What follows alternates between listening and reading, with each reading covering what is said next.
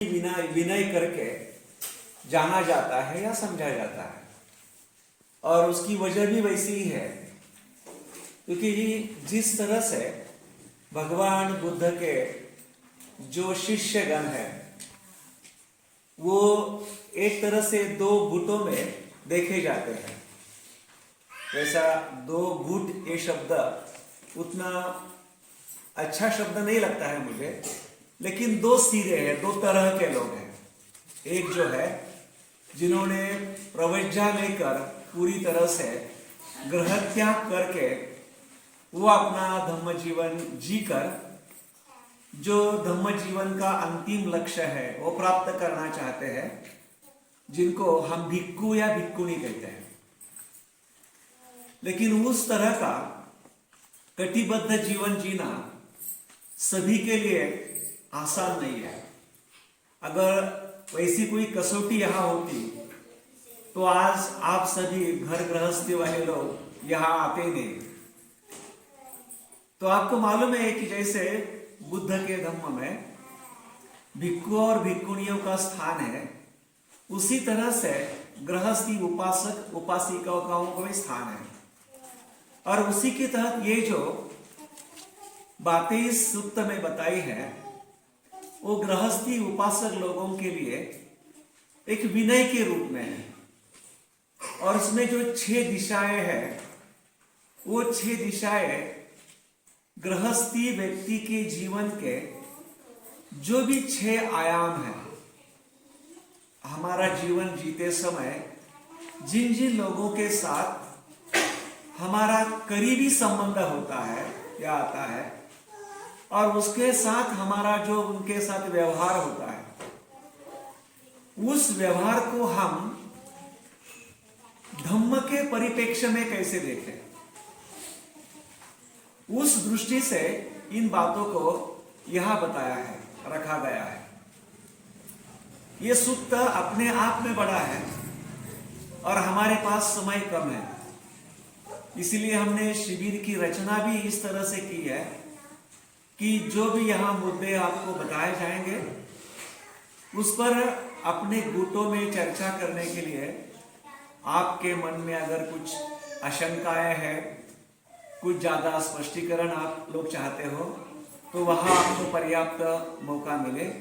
इसलिए ये सत्र रहेगा और दोपहर का जो सत्र है 3:30 बजे का चाय के पश्चात, वो सत्र भी हम इस विषय को ही ज़्यादा पढ़ाई करने वाले हैं इसकी। और इस तरह से हमें आज कल और परसों लगभग 3 दिन में 6 सत्र मिलने वाले हैं, जिसमें हम इस विषय की जानकारी लेंगे या पढ़ाई करने वाले हैं। कल मैंने ये बात इसलिए बताई थी कि जैसे सिगाल बुद्ध के समय में था, ये जो सूक्त है वो कहा गया है राजगृह। राजगृह के पास जो वेणुवन था वहां पर भगवान बुद्ध रहा करते थे। और उस राजगृह के पास एक अच्छा परिवार था, जो परिवार बुद्ध के ऊपर उनकी बहुत ही गहरी श्रद्धा थी। बुद्ध के पास उनका आना जाना रहता था, बुद्ध से धम्म का सुनना हुआ करता था और उससे उनके जीवन में उनको बहुत लाभ हुआ था। वो ये चाहते थे कि धम्म से हमें जिस तरह से लाभ हुआ है या फायदा हो रहा है, उसी तरह का लाभ या फायदा जो है हमारे युवा बेटे को भी मिले। जैसे उनकी उम्र हो चुकी थी, लेकिन उनको यह लगता था कि हमारा जो बेटा है उसका तो पूरा जीवन बाकी है, और अगर ये बुद्ध के पास आता है तो निश्चित ही बुद्ध की बातें सुनकर उसको भी लाभ होगा और उसके भी जीवन में निश्चित ही कुछ परिवर्तन होगा। लेकिन जिस तरह से हमारा आज का अनुभव है, आज के पीढ़ी में हम जो देख रहे हैं या देखते हैं कि हर जगह पर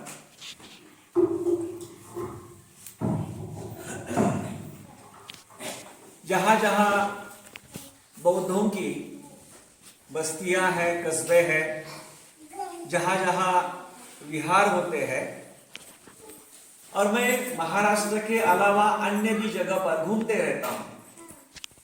बहुत सारे जो कार्यकर्ता हैं, फिर वो त्रिरत्न के होंगे, बुद्धिस्ट सोसाइटी ऑफ इंडिया के होंगे, अन्य संस्था के होंगे, वो हमेशा एक शिकायत करते हैं कि मैत्रेयनाथ हम बहुत कोशिश कर रहे हैं, लेकिन हमारे यहाँ बिहार में युवा पीढ़ी आती ही नहीं है, युवा वर्ग आता ही नहीं है। बिहार में आने वालों की जो तादाद है उसमें हम देखते हैं कि लगभग 45, 50, 55 साल के ज्यादा उम्र के लोग ही आते हैं। बिहारों में 15 से 25 साल की युवा युवतियों की जो संख्या है वो नहीं के बराबर है।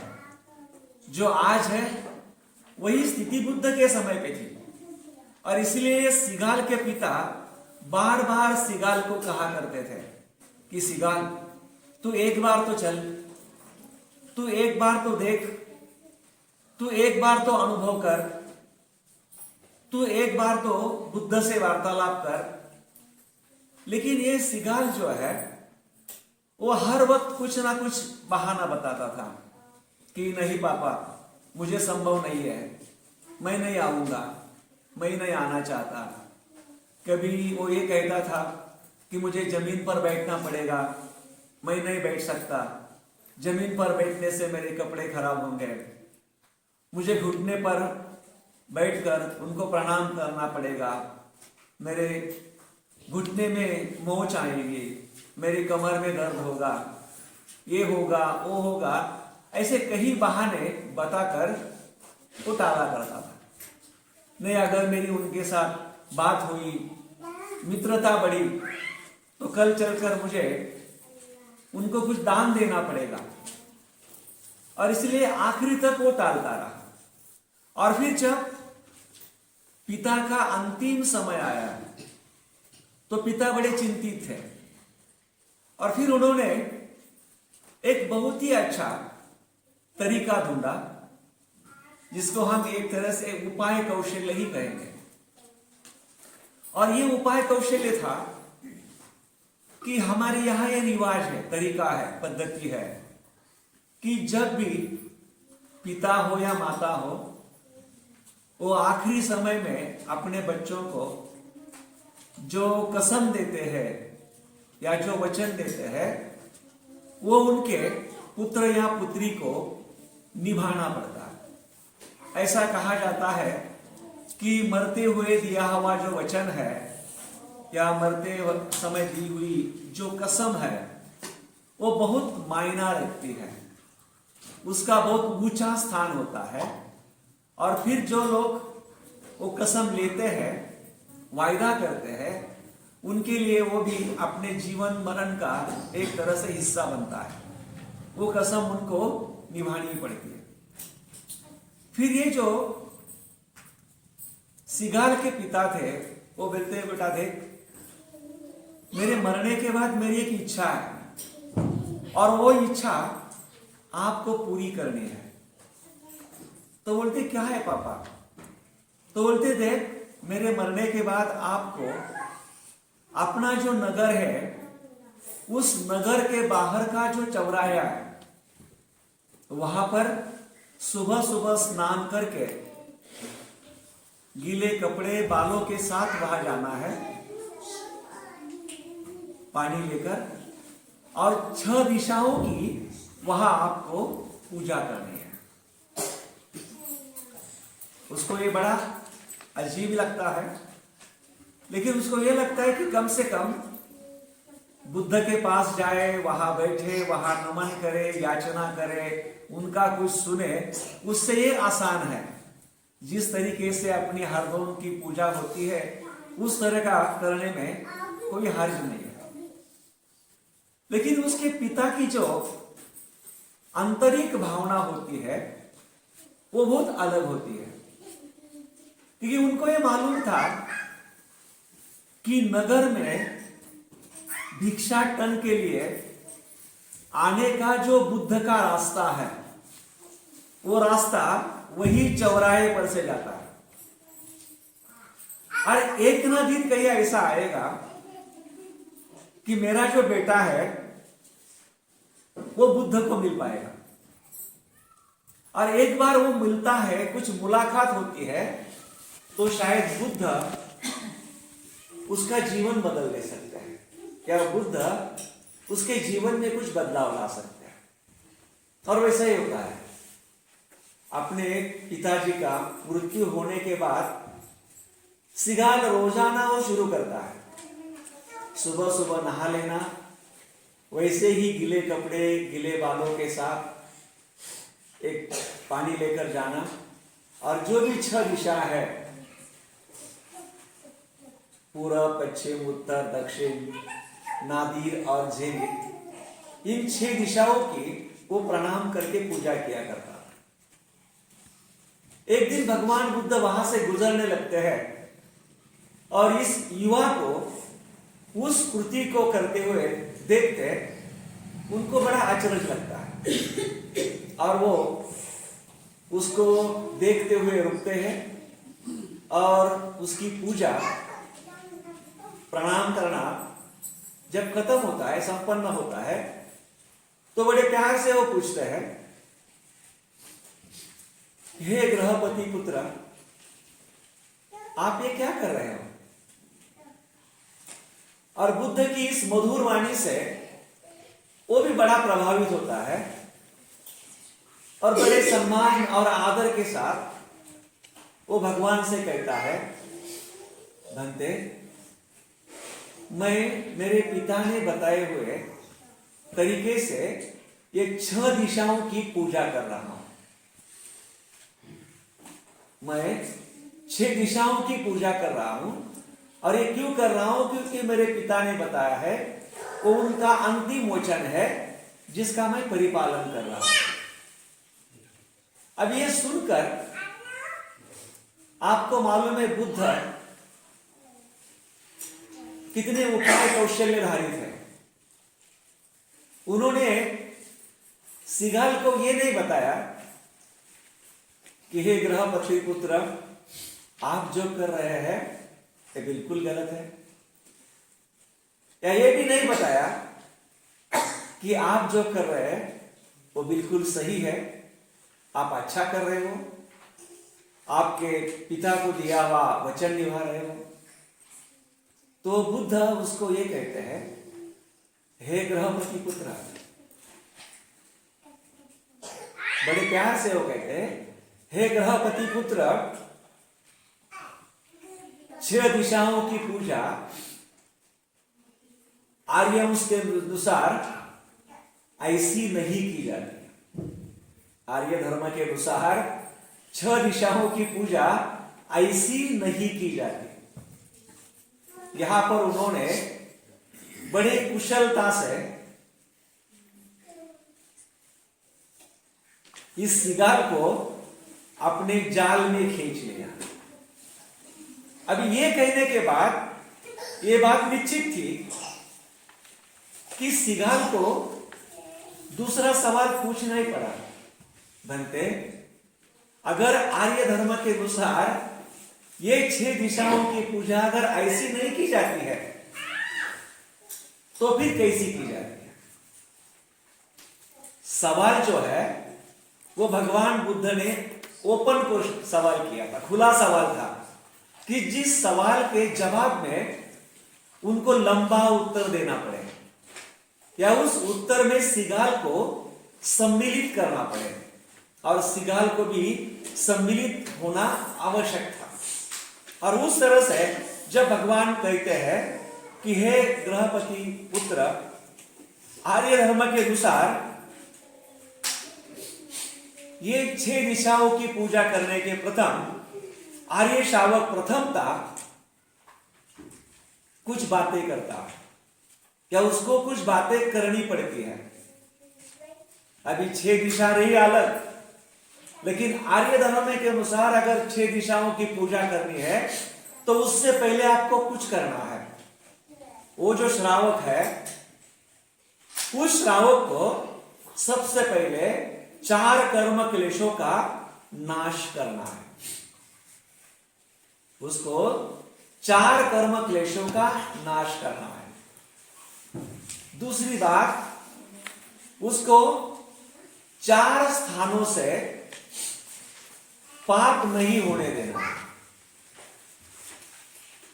या 4 स्थान ऐसे हैं जो हमें पाप कर्म करने के लिए प्रेरित करते हैं, प्रोत्साहित करते हैं, वो उसे होने नहीं देना। और तीसरी बात वो कहते हैं कि ऐसे श्रावक को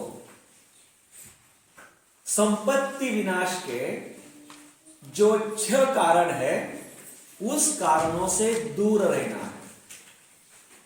तो यहां पर तथागत बुद्ध ने सिगाल के सामने 14 बातें रखी। पहली जो 4 बातें हैं, उसमें 4 कर्म क्लेश है, उन कर्म क्लेशों का नाश करना है। फिर 4 स्थानों से पाप नहीं करने हैं, और फिर संपत्ति विनाश के जो भी कुछ 6 कारण है, उस 6 कारणों से दूर रहना है। अब ये अपनी आप में बहुत बड़ी शिक्षा है, जहां पर हमने 6 दिशाओं को स्पर्श तक नहीं किया, लेकिन वहां तक पहुंचने के लिए मानो ये पूर्व तैयारी है। एक तरह से इन बातों को कहकर तथागत जिस तरह से सिगाल उनके प्रति ग्रहणशील बना है, रिसेप्टिव बना है, तो उस ग्रहणशीलता को मद्देनजर रखते हुए जो महत्वपूर्ण बातें हैं, जो जरूरी बातें हैं, उन जरूरी बातों को वो बता रहे हैं, समझा रहे हैं। अभी उसमें जो 4 कर्म क्लेश है, आप सभी को परिचय दी है, इसलिए मेरा जो कहना है वो बहुत थोड़ा आसान हुआ है। उसमें अगर आप पहले 4 कर्म क्लेश देखते हैं, तो आपके ध्यान में आएगा कि वो पंचशीलों में से पहले 4 शील है। हिंसा ना करने का शील है, चोरी ना करने का शील है, दूसरा जो काम वासना से संबंधित जो शील है, कामेषु मिच्छाचार, और चौथा वाचा से संबंधित है। यहां पर आपके नजर में आएगा कि 5वां जो शील है वो यहां पर जोड़ा नहीं है या उसके साथ आया नहीं है, लेकिन वो हमें जब हम संपत्ति विनाश के 6 कारण देखेंगे वहां पर वो दिखाई देता है। लेकिन शुरू में यहां पर ये 4 ही शीलों का जिक्र किया है, और वो 4 शील हम देखते हैं कि जब से हमने बौद्ध धर्म का स्वीकार किया है, तब से हम त्रिशरण और पंचशील जो है उसका पठन करते हैं, हर बार करते हैं। वैसे तो बौद्ध परिवार में या कहीं पर भी हो, विधि कौन सा भी हो, इंसान के जन्म से लेकर तो इंसान के आखिरी विदाई तक का हर पूजा जो है वो त्रिशरण पंचशील से ही शुरू होती है। बहुत बार कुछ लोग सवाल भी करते हैं कि ये गाथा ऐसी क्या महत्व बताती है कि वो हर पूजा की शुरुआत उससे है।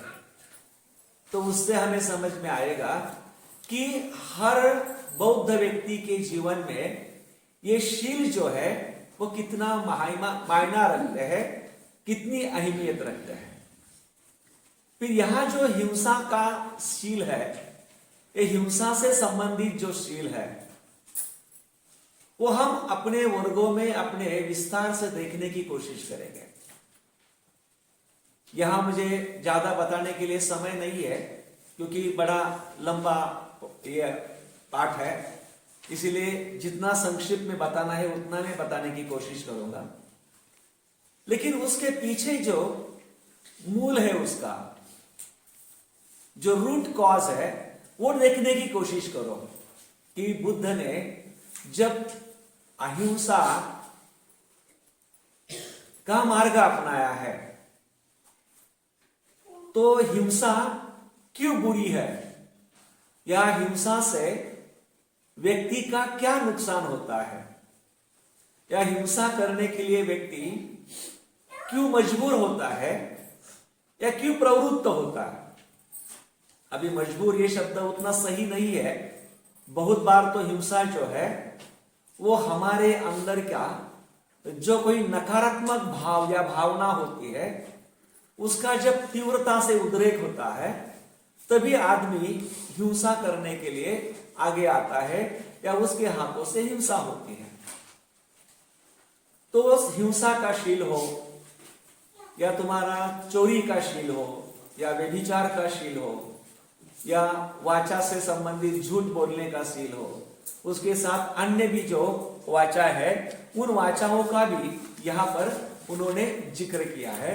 तो हम अपने गुटों में उस पर विस्तार से चर्चा करेंगे। लेकिन दूसरी जो 4 बातें उन्होंने बताई है उस पर हम थोड़ा ज्यादा ध्यान देते हैं, और वो इसलिए है कि शायद इन बातों का संबंध पहले 4 कर्म क्लेशों से भी संबंधित है और आगे आने वाली जो संपत्ति विनाश के 6 कारण है उससे भी हम उसको जोड़कर देख सकते हैं या उसके परिप्रेक्ष्य में भी हम उसको देख सकते हैं। और वहां पर यह बताई है कि 4 स्थानों से पाप नहीं करना है या 4 स्थानों से पाप नहीं होने देना है। और उसमें जो पहले 3 स्थान है जिसको हम छंद यानी राग कहा गया है, दूसरा द्वेष कहा गया है और तीसरा मोह है, और चौथा जो कारण है या चौथा जो स्थान है उसको भय कहा गया है, भय बताया गया है। अभी अगर हम पहले इन 3 कारणों के तरफ देखते हैं तो पहले 3 कारणों में से पहला जो राग या छंद है उसी को ही हम हमारी धार्मिक भाषा में या आध्यात्मिक भाषा में तना या तृष्णा कहते हैं। और ये जो तना या तृष्णा जो है, जो छंद या राग के नाम से बताई गई है, वो हमारी सभी दुखों की जड़ है। जब हम 4 आर्य सत्य की शिक्षा को देखते हैं, भगवान ने बताई हुई, पहला आर्य सत्य है दुख, दूसरा है दुख का कारण जिसे हम दुख समुदाय कहते हैं, लेकिन उसकी जो जड़ है वो है तना, तृष्णा, और फिर निरोध है, और फिर दुख मुक्ति का जो मार्ग है यानी आर्य अष्टांगिक मार्ग। तो ये जो तना है, जो तृष्णा है, जो आसक्ति है, वो आसक्ति हमें शांत नहीं बैठने देती। जब भी हम दुनिया के साथ हमारा संपर्क होता है और हमारे इंद्रियों से हम आसक्ति के जो कारण है उनसे जब हमारी भावनाओं का स्पर्श होता है तो तुरंत हमारे अंदर की जो लालसा बढ़ती है उस चीज को पाने के लिए, उस चीज को हासिल करने के लिए, क्योंकि हमारी ये भावना बन जाती है कि जब वो चीज मेरी होगी या जब वो चीज मुझे मिलेगी तो उसी से ही मैं सुरक्षित बनूंगा या बनूंगी, या उसी से ही मैं स्वस्थ बन जाऊंगा, मैं आनंदी बन जाऊंगा। लेकिन जब वो तृष्णा की जो चीज है वो मिलने में दिक्कत निर्माण हो जाती है और उसको पाने में कुछ कठिनाई आने लगती है, तो ये जो हमारी तना या तृष्णा जो है वो तनाव या तृष्णा की जो भावना है वो तुरंत द्वेष में परिवर्तित हो जाती है या द्वेष में बदल जाती है। और फिर हमारा जो द्वेष है, जो गुस्सा है, हमारे अंदर की जो कृपणता है, वो सभी चीजें सामने आती हैं। और ये दो जो नकारात्मक भावना है मानो एक दूसरे के साथ जुड़ी हुई है। एक ही सिक्के के मानो वो दो पहलू है, दो अंग है। तृष्णा है तो तृष्णा के साथ वहां द्वेष होगा ही, गुस्सा होगा ही।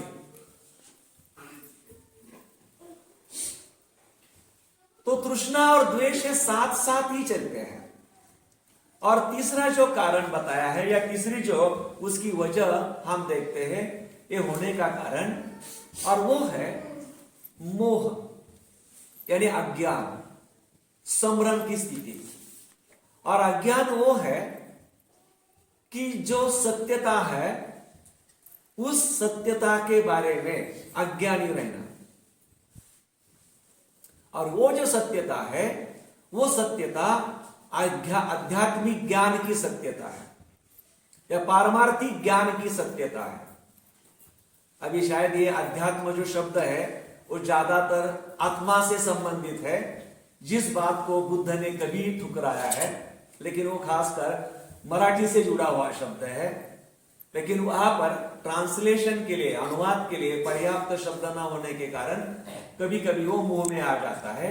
लेकिन पारमार्थिक शब्द जो है वो लगभग बराबर है, लेकिन और गहराई से समझने के लिए हम उस शब्द को ये समझे कि जहां जहां पारमार्थिक शब्द का जिक्र आता है वो बात बुद्ध ने हमारे मन से संबंधित कही है, हमारे मन परिवर्तन से, हमारी मन की भावनाओं से जुड़ी हुई वो बात है। और मोह जो है उस बात का एक हिस्सा है, एक भाग है। और हम जब देखते हैं इन चार पाप के कारणों को या स्थानों को, तो उसमें एक बात साफ दिखाई देगी कि यहां का जो दूसरा कारण है द्वेष, वो द्वेष जो है वो हिंसा की जड़ है।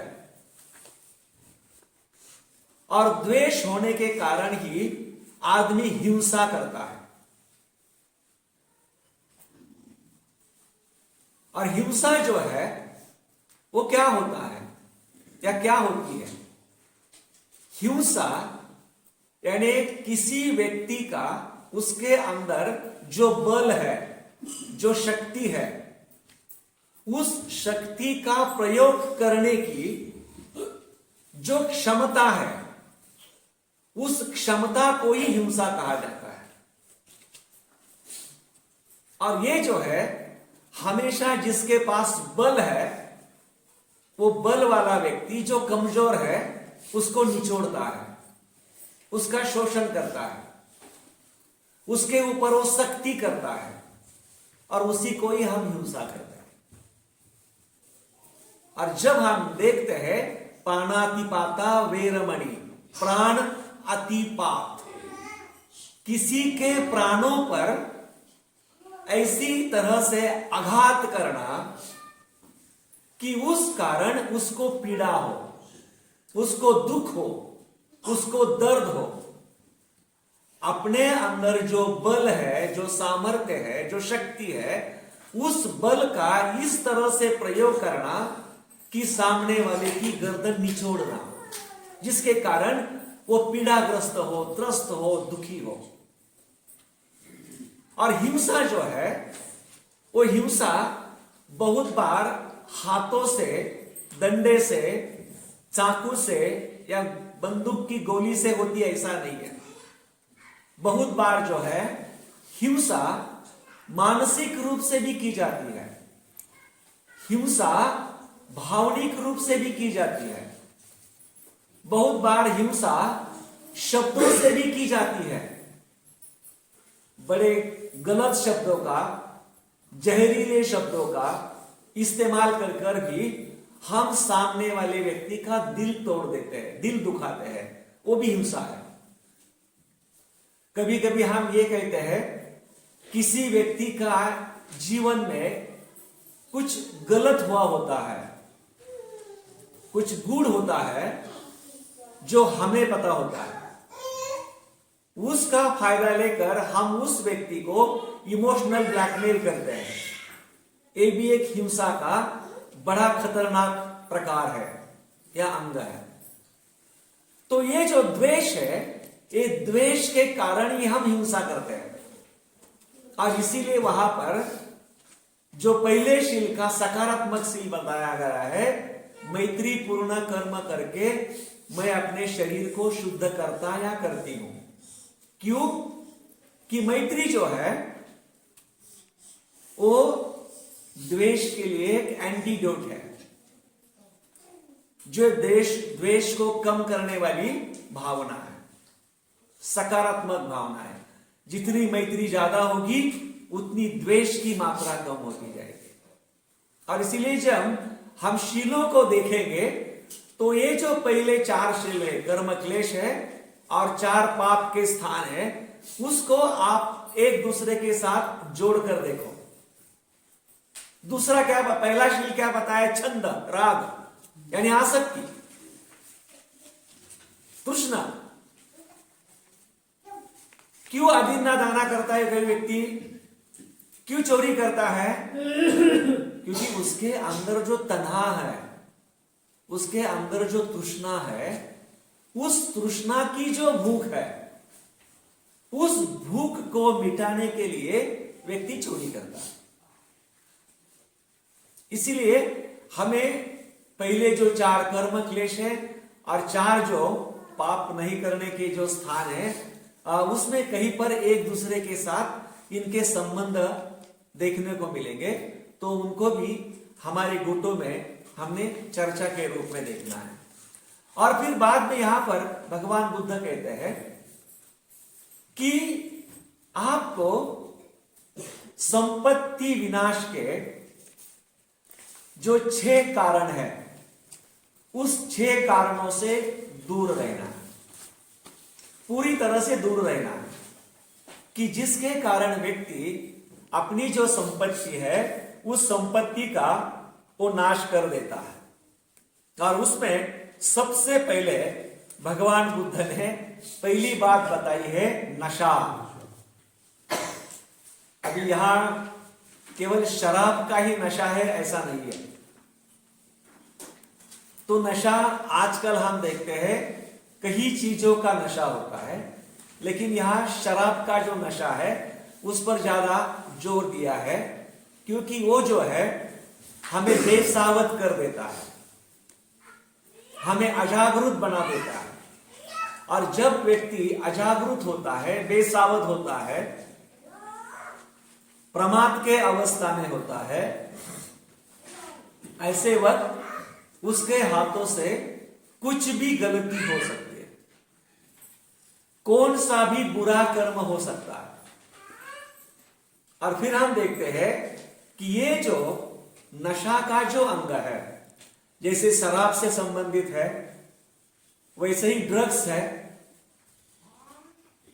ड्रग्स के साथ साथ अन्य चीजों का नशा है, हमारे युवा अवस्था का नशा है, सत्ता का नशा है, हमारे पास अगर ज्यादा संपत्ति हुई, ऐश्वर्य रहा, उसका नशा है, राज सत्ता का नशा है। ये सभी जो नशाएं हैं वो व्यक्ति को अंधा बना देती है, अजागरूक बना देती है। लेकिन शराब जो है वो एक दिखने वाली चीज है। जब हम किसी शराबी को देखते हैं तो वो शराबी व्यक्ति कभी भी आपको सीधा चलते हुए नहीं दिखाई देता है। उसकी चाल हमेशा टेढ़ी होती है, जैसे सांप चलता है ऐसे ऐसे ऐसे। और वो ये बात है कि वो नशा में धुंध है, नशा ने काबू कर लिया है। वो एक तरह से जिंदा होते हुए भी जिंदा नहीं है, वो अपने आप में नहीं है, वो एक तरह से नशे का गुलाम है। नशे ने उस पर पूरी तरह से काबू कर लिया है, उस स्थिति में होता है। फिर वो अंग्रेजी बोलेगा, पर्शियन बोलेगा, फ्रांस बोलेगा, हिंदी बोलेगा, उर्दू बोलेगा। उस समय पीने वाले आदमी को हर भाषा आती है। कभी कभी उसकी जुबान भी फिसल जाती है। वो बड़ा अलग उसका रंग भी होता है, उसका अलग ढंग भी होता है। लेकिन उसके जो दुष्परिणाम होते हैं, उस दुष्परिणामों को देखना ये बड़ी महत्वपूर्ण बात है। नशा कोई भी हो, नशा कैसी भी हो, वो आदमी को मिट्टी में मिला देती है। और इसीलिए भगवान बुद्ध ने पहली बात वो बताई है, और शायद मुझे लगता है कि वो 5 शीलों का हिस्सा हो गई। पहले 4 थे, फिर वो 5 शीलों में शामिल हो गई। तो सबसे पहले नशा जो है अपनी जेब कतराती है। कोई भी व्यक्ति अगर दारू के गुत्ते पे जाता है तो उसको फोकट में दारू नहीं मिलती, तो उसको दारू के लिए पैसा तो देना ही पड़ता है। शुरू में अपने जेब में होते हैं तो अपनी जेब खाली कर देता है, बाद में दोस्तों के सहारे पीता है, बाद में घर में जो चीजें हैं वो बेच के पीना लगता है, चाहे तो दोस्तों से उधार लेकर पीने लगता है। कि नशा एक ऐसी चीज है, जब उसकी लत लगती है तो आदमी पागल हो जाता है। अंदर से कुछ घुटन सी लगती है कि भैया अभी कुछ तो चाहिए, थोड़ी थोड़ी क्यों ना हो लेकिन चाहिए। फिर वो नशा के लिए आदमी जो है वो जाता है फिर अपनी जगह पे। पद्मवीर को याद होगा, पद्मवीर जी और मैं जहां हमने पुणे में हमारा काम शुरू किया, थोड़ा विषय से अलग बताता हूं। वहां पर एक दुकान था दारू का, और उसका नाम मुझे बहुत प्यारा लगता था, और मैं अक्सर वहां जाता था। गलत मत समझना, पीने के लिए नहीं। लेकिन मुझे वहां आने वाले लोगों को देखने में बड़ी रुचि रहती थी, और वो इसलिए कि उनमें कुछ खासियत है, उनमें कुछ अलगपन है। उस दुकान का नाम था फॉरगेट ऑल। पहला पैक लिया, सब दुख गायब। दूसरा पैक लिया, सब टेंशन गायब। तीसरा पैक लिया, मैं दुनिया का राजा हूं, सब कुछ गायब। फॉरगेट ऑल, कोई चिंता नहीं, कोई दुख नहीं, कोई दर्द नहीं, कोई कुछ नहीं। लेकिन वहां एक बात मैंने देखी, आप बस अड्डे पे जाओ, आप रेलवे स्टेशन पे जाओ, आप किसी ग्रोसरी शॉप में जाओ, वहां लोग भीड़ करते हैं, शोर मचाते हैं, हल्ला गुल्ला करते हैं। लेकिन मैंने देखा दारू के अड्डे पे बिल्कुल शोर नहीं होता। ऐसा ऐसा ऐसा कि आज से 2-2,500 3,000 साल के बाद भी शायद ये बातें ऐसी ही रहेगी या बढ़ेगी। इसलिए इंसान ने इन बातों को समझना चाहिए। ये बात तो बुद्ध ने उनके समय की है कि उस समय सूरा या मदिरा जो है बहुत चलती थी, आज भी है, उसके फार्म बदल गए हैं, प्रकार बदल गए हैं, लेकिन है। दूसरी बात वो कहते हैं कि दूसरी जो इंसान को आदत है वो रात बेरात चौराहे से चौरस्ते पे घूमते रहना या चौरस्ते की सैर करते रहना। नाइट किंग्स बोलते हैं ना आज के भाषा में। कुछ लोग जो है वो रात के राजा होते हैं, नाइट किंग्स, जिनका दिन शुरू होता है 9-9:30 बजे, और फिर दोस्तों के साथ टहलना, घूमना, सीटी बजाना, ये करना वो करना। तो ऐसी जो जिंदगी बिताने वाले लोग हैं, भगवान बुद्ध बोलते हैं ऐसे लोगों की जिंदगी भी बड़ी खतरे की होती है। और वो इसलिए होती है कि वो स्वयं भी असुरक्षित होते हैं और बेपनाह होते हैं। दूसरी बात वो कहते हैं कि उनका परिवार भी असुरक्षित रहता है और वो बेपनाह होता है। उनकी जो धन संपत्ति है उसकी भी कोई सुरक्षा नहीं रहती। तो ये 3 कारण उन्होंने पहले बताए हैं। फिर है बुरी बातों की शंका होती है। रात में अगर कहीं पर कुछ शोर मच गया, कुछ चोरी हो गई, किसी के झगड़ा फसाद हो गया और ऐसे समय कोई बेकारण टहलता हुआ दिखा तो पुलिस पहला उसको ही पकड़ लेती है, उसके ऊपर ही शक करती है, 2 डंडे लगा देती है, उसको ही एक आरोपी करके अंदर डाल देती है। तो कोई आदमी अगर देर रात घर के बाहर चौराहे पर अगर भटकता है, उसके पास कोई खास ठोस वजह नहीं है, तो वो किसी ना किसी के शंका के लिए कारण बन जाता है और लोग उसको शंका के कारण एक तरह से आरोपी साबित कर देते हैं या उस तरह से उसको फंसा देते हैं। झूठी बात पर बात भी उसके ऊपर लागू होती है और फिर ऐसी कुछ झूठी जो बातें हैं उन बातों का भी ऐसे लोगों को शिकार बनाया जाता है। और इसलिए रात में चौराहे पर सैर करना या भटकते रहना एक कितनी बुरी बात है वो बुद्ध ने बताई है। सारी समस्या, कठिन घटनाओं का सामना करना पड़ता है, अंततः दुख है। जब कोई व्यक्ति रात में रात चौराहे पर ऐसा घूमते रहता है तो उसको कई सारी कठिन घटनाओं का सामना करना पड़ता है, कठिन जो प्रसंग है उसको सामना करना पड़ता है और अंततः उसका जो नतीजा है, एक नतीजा है और वो है दुख का सामना या दुख करना। तीसरी बात बताई है बुद्ध ने उस समय, वो बहुत ही रोचक है, उस समय के परिस्थिति से जुड़ी हुई है।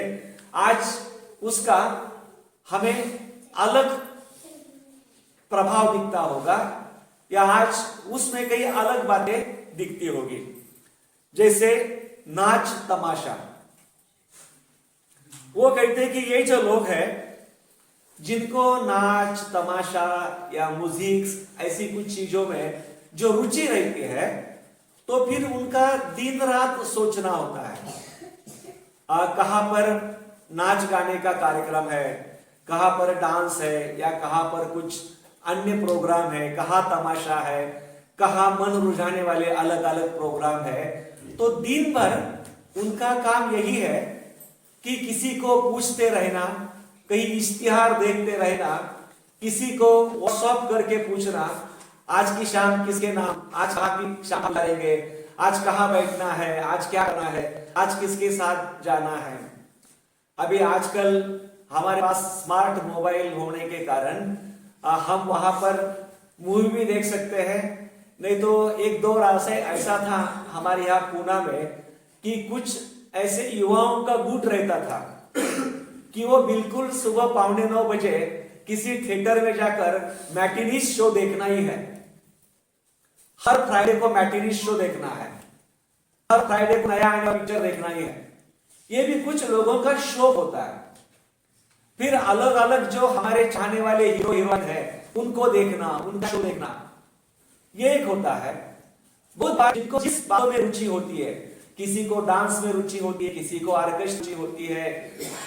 हमारे महाराष्ट्र में जो सबसे फेमस है कुछ लोगों को जो लावनी नृत्य है, वो एक डांस का ही प्रकार है, लेकिन वो एक मराठी उसका अलग प्रभाव है।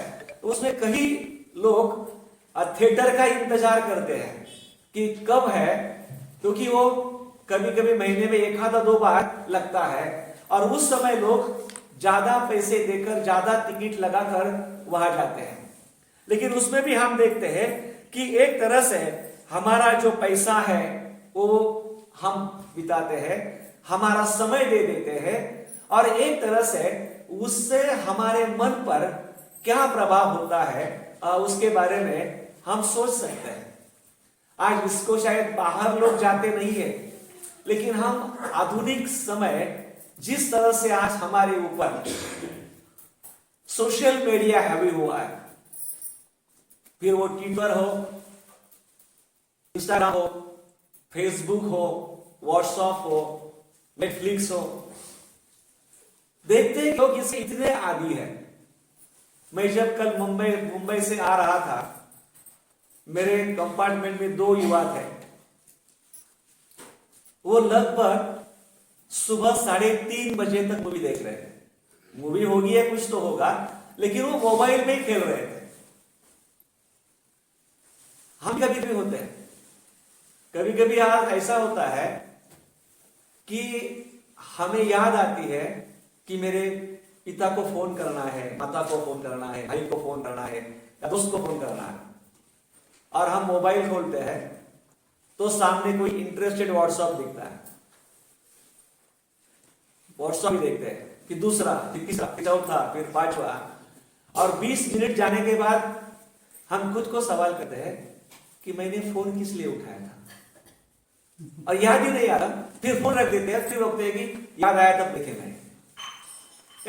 ये जो मीडिया है, उस मीडिया ने हमको पूरी तरह से गुलाम बना दिया। फिर तुम्हारा फोन 80,000 का हो या 1.5 लाख का हो, करंट वर्जन क्यों ना हो तुम्हारा एप्पल का, आपने ही आपके जेब में से 2 लाख लेकर दिया होगा। लेकिन क्या आपको यह सवाल कभी खाया जाता है क्या कि फोन के मालिक आप है या आपका मालिक फोन है? और दुर्भाग्य से ऐसा कहना पड़ता है कि हर बार हमारा मालिक हमारा फोन है, कि वो हमारी उंगलियों को रुकने नहीं देता है। 20 मिनट या आधा घंटा हम फोन को दूर रखे, उंगली से खेलना नहीं छोड़ते।